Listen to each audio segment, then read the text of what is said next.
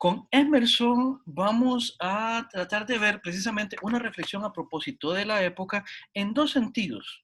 El primero es la reflexión que hace Emerson a propósito de la noción del trascendentalista o de lo que es el trascendentalismo y qué significa eso. Y obviamente esto situado en la época en la que ellos están viviendo y en la que están desarrollando su pensamiento. Vamos a ver, estas dos obras, estos dos ensayos que ustedes leyeron de Emerson, son más o menos de la época son de mitad del siglo XIX, 1842 más o menos, entre 1800, antitos de 1842, Emerson se dedicó a dar unas conferencias en el templo masónico. Este, ya solo eso es muy significativo. ¿Verdad? Entonces, para que se ubiquen más o menos, estamos casi a mitad del siglo XIX, ¿verdad? Y varias preguntas que a mí me interesarían a partir de un texto como el de Emerson serían las siguientes, ¿verdad? Que de alguna manera son preguntas que este, aparecen en el texto. ¿Qué es entender una época? ¿Qué es entender una época? Por ejemplo, en filosofía, donde no importa solamente el contenido que estamos desarrollando, sino que también para entenderlo apropiadamente, también es importante contextualizarlo. Muchas veces entender una época es crucial para hacer filosofía. Precisamente para reaccionar filosóficamente con la época y para producir también en relación con la época. Entonces, en ese sentido, habría que ver qué significa hacer filosofía en un contexto determinado. Esta cita que les puse acá, que también se los puse en el trabajo grupal, de que todo lo que es popular merece la atención de quien hace filosofía, para decirlo de manera un poco más inclusiva. Recordemos que el problema de la inclusividad era algo que tampoco preocupaba demasiado a estos autores, pero bueno, nosotros lo podemos retomar en relación con que esto popular, esto cotidiano, esto que está pasando ahí, debería llamar la atención de quien hace filosofía, de quienes hacemos filosofía. Yo coincido cabalmente con eso. Eh, lo que les mencionaba sobre Mozart ahora en la parte anterior del curso, tiene que ver con que de alguna manera Mozart en sus obras también introduce discusiones que son importantes en relación con lo que está sucediendo intelectualmente, históricamente, en la época. Pero no solo si lo pensamos en estas obras, como por ejemplo La flauta mágica, que termina siendo una obra de relevancia, digamos, en la música culta, en la música académica, etcétera, etcétera. Una vez le escuché decir al maestro Juan Manuel Arana, un profesor de la Escuela de Artes Musicales, que si Mozart estuviera viviendo entre nosotros, muy probablemente, y si hubiera sido latino además, él decía que él estaba persuadido de que Mozart hubiera desarrollado música bailable, salsa, cumbia, merengue, cosas por el estilo. Porque, y se nota también por el tipo de música que él escribió. O sea, vamos a ver, en Mozart también tenemos ese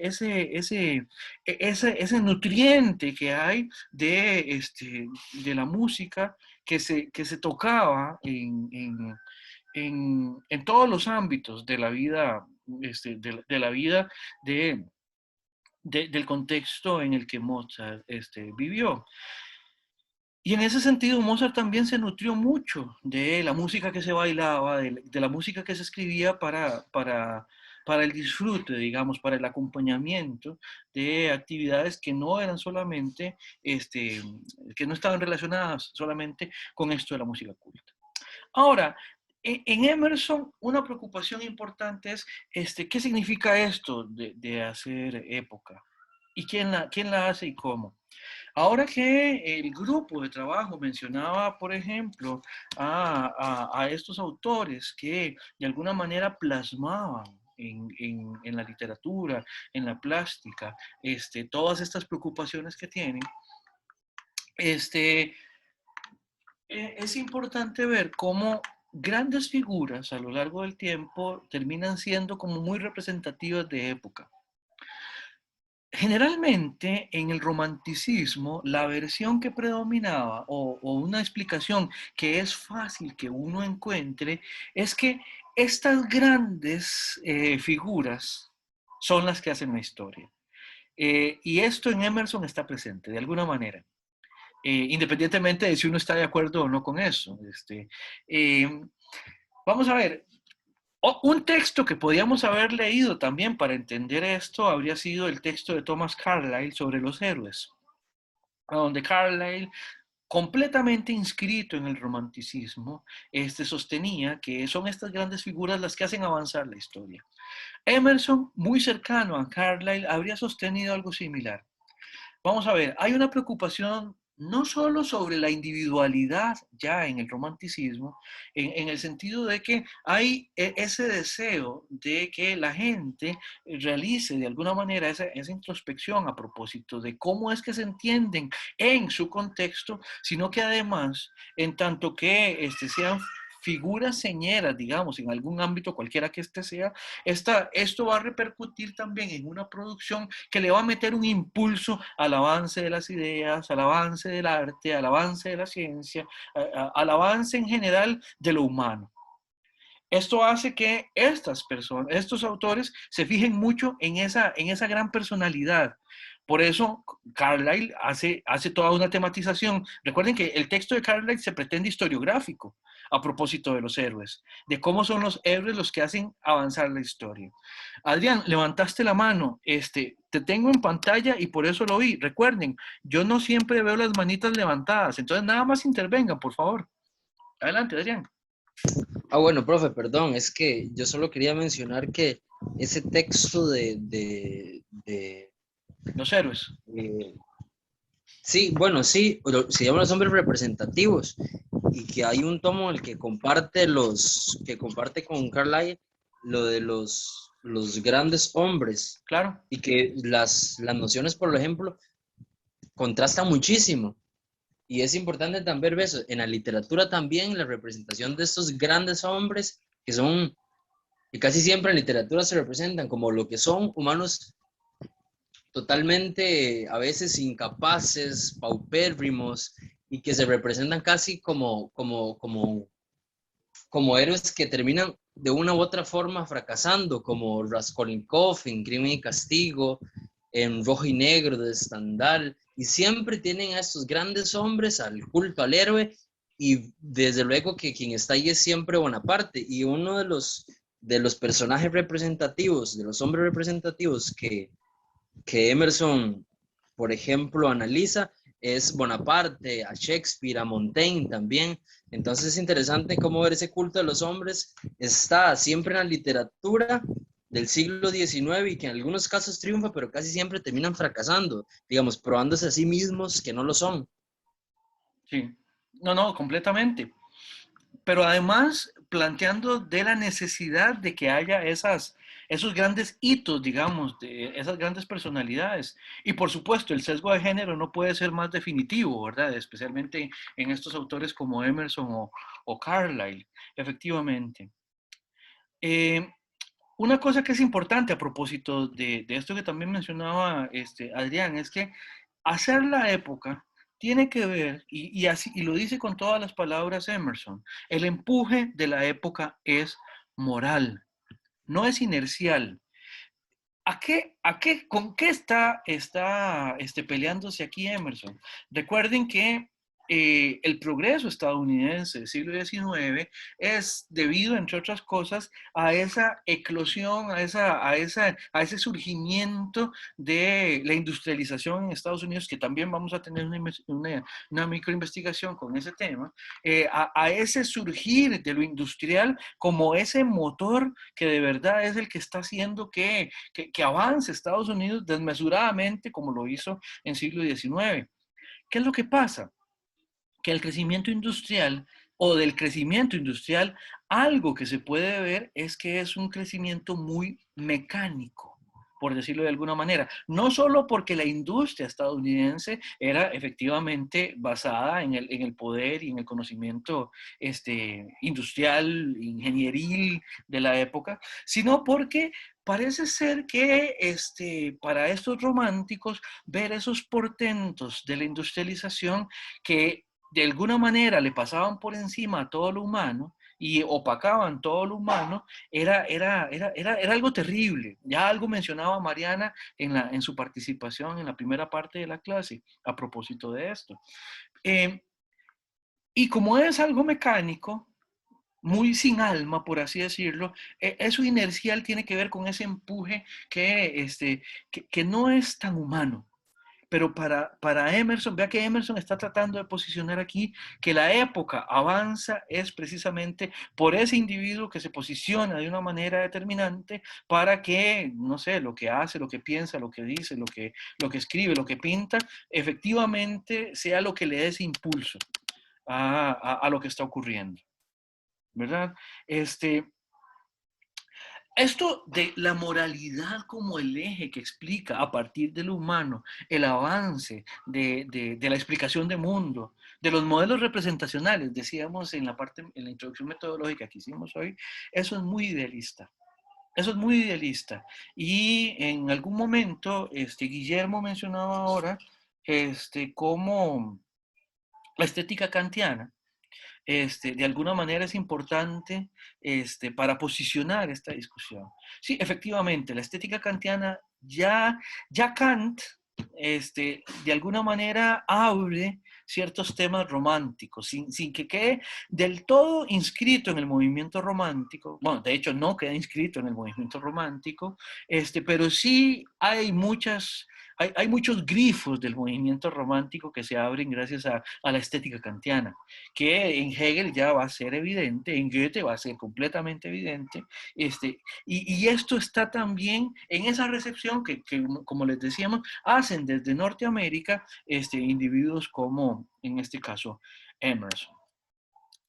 Un par de cosas más que me interesaría revisar, ya no tenemos demasiado tiempo, pero el punto es que también el romanticismo se sitúa como una perspectiva y las interpretaciones que dependen de alguna manera del romanticismo como un eje de contenidos, definitivamente vuelven a ver el pasado reciente y antiguo con ojos que les permite hacer una lectura y una propuesta. ¿Ya? Eso también lo mencionaba Merce en la primera parte de la exposición del grupo. Cómo hay una reacción, por ejemplo, a ese racionalismo que trata de explicar y ordenar todo, y se sitúa ante eso como una interpretación que ya no calza. En la obra de Friedrich que presentaron en la primera diapositiva el grupo, el hombre caminando sobre una montaña de nubes, ustedes la vieron ahí, ahí se deja patente uno de los principios románticos por excelencia, y es esa comparación que de alguna manera tiene a lo humano enfrente de algo de la naturaleza, que es inmensa y que de alguna manera se lo quiere tragar, ¿verdad? Y todavía en este cuadro de Friedrich, el humano que aparece ahí es relativamente grande en relación con la composición, es bastante grande en comparación con el paisaje. Muchas veces uno lo que encuentra es un humano muy pequeñito frente a una inmensidad abrumadora, ¿verdad? Sublime diría Kant, tremenda, ¿verdad? Que está por engullirlo, ¿verdad?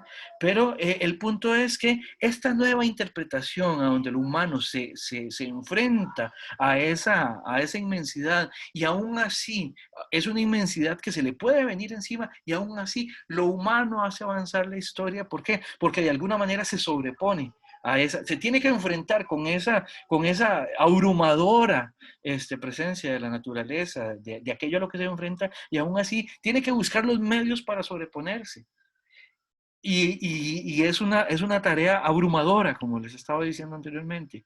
En algún sentido también por eso el tremendismo del romanticismo, por decirlo de alguna manera. Eso de enfrentarse con con ese ambiente que absolutamente lo sobrepasa. Eso es importantísimo. Si a eso lo ligamos, ¿verdad? Como una perspectiva de lectura, de cómo nos situamos ante esa lectura de la naturaleza, y lo agregamos a esto, de que el empuje de la época es moral, más o menos vemos cómo es que estamos reflexionando a propósito de la importancia de los individuos en esta lectura romántico trascendentalista, por decirlo de alguna manera, ¿verdad? Profe, Adelante.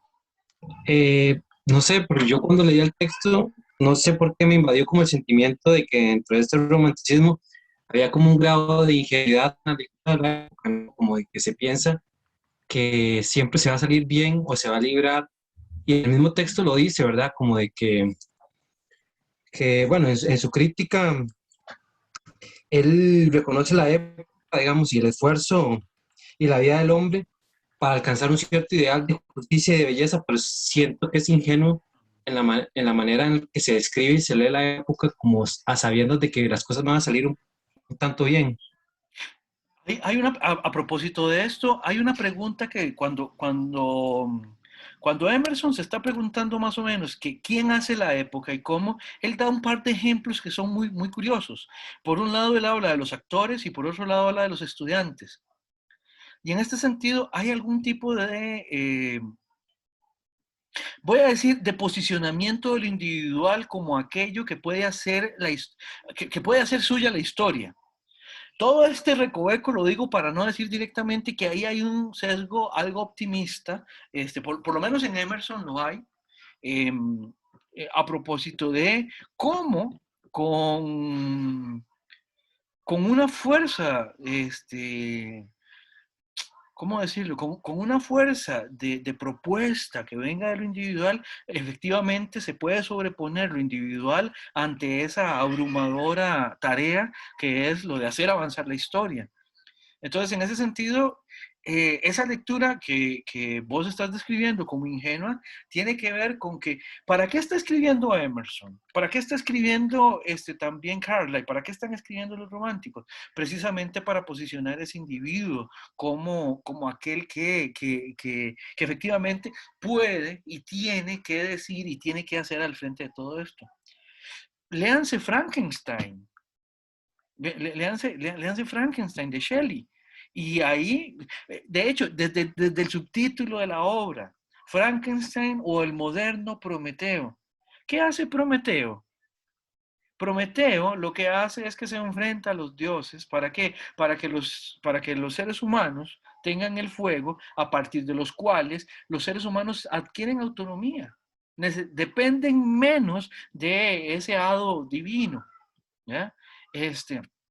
¿Y a dónde está viendo eso Shelley en el contexto que está escribiendo? Lo está viendo en la ciencia. En la ciencia, y de nuevo, Mariana lo mencionó muy bien, en la ciencia que promete muchos avances, pero además que esos avances pueden ser terroríficos. Por ejemplo, la de la generación artificial de la vida. Y esto tiene que ver con todo lo que está sucediendo en la época, la investigación sobre el galvanismo, la investigación, la disección, digamos, un poco más profundizada que hay en la época de los cuerpos humanos y el trabajo directo con los cuerpos humanos, en la época es muy reveladora y generadora de un conocimiento que no se tenía antes. Entonces, sí, Raudin, hay ahí una lectura vamos a ver, ingenua decías vos, a mí yo diría optimista en relación con la capacidad de lo individual para hacerse cargo de hacer avanzar la historia y pesimista en el sentido de que lo que hay que enfrentar es abrumadoramente enorme y además en ese sentido algo amenazante, ¿verdad? Y todo esto me parece que está jugando, Rowling, no sé qué te parece. Y no recibe muchas críticas de ciertos pesimistas de la época. Em,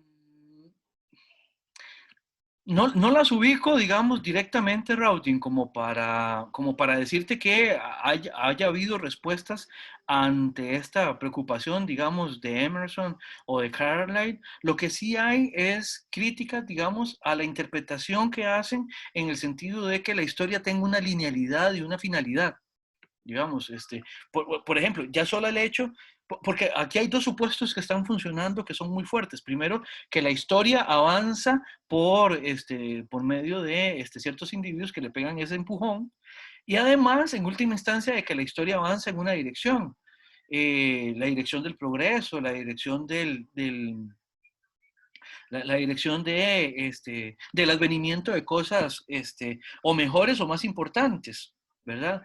Vamos a ver, eh, es, no es poco común encontrar la noción de progreso en los ilustrados y en, por ejemplo, los escritores del siglo XIX de Estados Unidos, precisamente porque están viviendo en contextos que lo que están es con una efervescencia de acceso, digamos, a nuevas cosas, ¿ya? A la vez de que en paralelo se desarrollan críticas muy fuertes ante lo que cuesta. O sea, el costo, en este sentido, en vidas humanas, en pérdida de tranquilidad, a propósito en lo, que, en lo relativo directamente a los individuos que tienen que vivir la vida en esa vorágine. Entonces, las críticas que sí vamos a leer a propósito de eso, en relación con la época, van a ser las que Thoreau mismo agrega en sus textos. Ahora, Thoreau eso no lo hace como una crítica directa a Emerson o a los románticos o algo así por el estilo. Él simplemente lo que hace es que critica la época. Y como dicen en mi barrio, ahí sí que cada palo aguante su vela. Sí, Rowdy. Genial, profe. Perfecto. Muchísimas gracias. Más bien, muy buena pregunta. Importantes estas dos cosas, ¿verdad? Esto moral que decíamos que el empuje de la época es moral, lo moral tiene que ver con la calidad del momento, con cómo optimizar en ese sentido las interpretaciones que hacemos del momento, las interpretaciones que hacemos de lo que se puede hacer en el momento. Y ojo, vean esta referencia a lo individual y a lo importante de lo individual y lo individualizable de la interpretación de la época. Para Emerson, y en algún momento lo dice en el texto, la verdad de la época se encuentra en uno mismo. En estos trascendentalistas hay mucho esa esperanza también de que en el individuo hay una capacidad iluminatoria muy grande a partir de su razón y a partir de sus potencialidades, precisamente como individuo, como ser racional, como agente de su propia historia.